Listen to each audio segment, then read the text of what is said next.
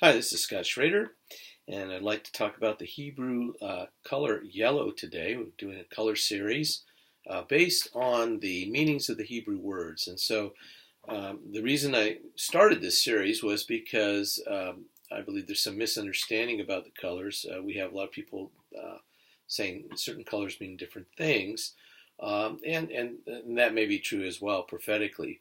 But when we look at the actual words and the roots of those words, it gives us a biblical understanding of what that color means. And so that's my basis here in this study. And so we're talking about the color yellow today, and it's tahav is the color.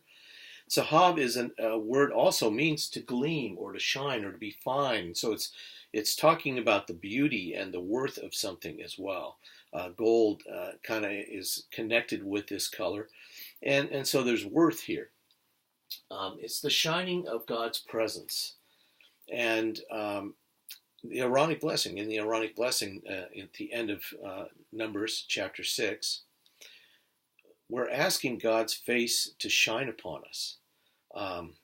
And his face is in Hebrew, whenever you use the word face, it's God's presence. And so we're asking for God's presence to shine upon us, his face to come upon us. Whenever his presence it's personal because it's his face. And so we're asking his face to shine us and give us favor.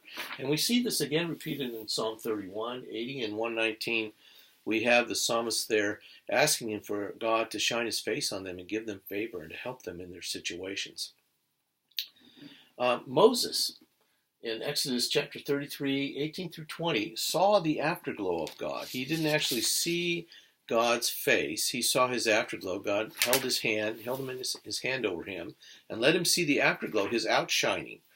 And so this is interesting. When we look at the Hebrew word, tzahov, the first letter, tzade, means to wait or to rest or to seek.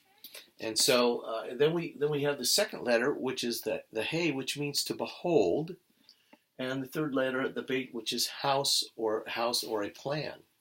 And so here we have this it's a waiting, a seeking, a looking for the beholding of whatever it is when we see that outshining. So in God's case, his outshining came first. His outshining came after. Now we're looking for that house, that body that goes with it from the shining. And so God's presence rested upon the ark. In other places, this was the outshining of his presence. And Jews would call this his Shekinah glory. And this is his outshining. And so this letter represents that. And so when we see the color yellow used, and especially in the context of God, it's talking about that outshining of his presence, of his face, that now we're looking to see what's connected to it, but we can't see that and live. So we get to see the outshining of it in this life, or can, as in Moses' case, but we can't actually see God's face and live. And so as we think of that today, we see the value, the beauty of the Lord. And when you see the color yellow, it's one of the three primary colors. And so one of the primary things would stand to reason would be this outshining, this glory, this gleaming, this beauty of God as one of his attributes.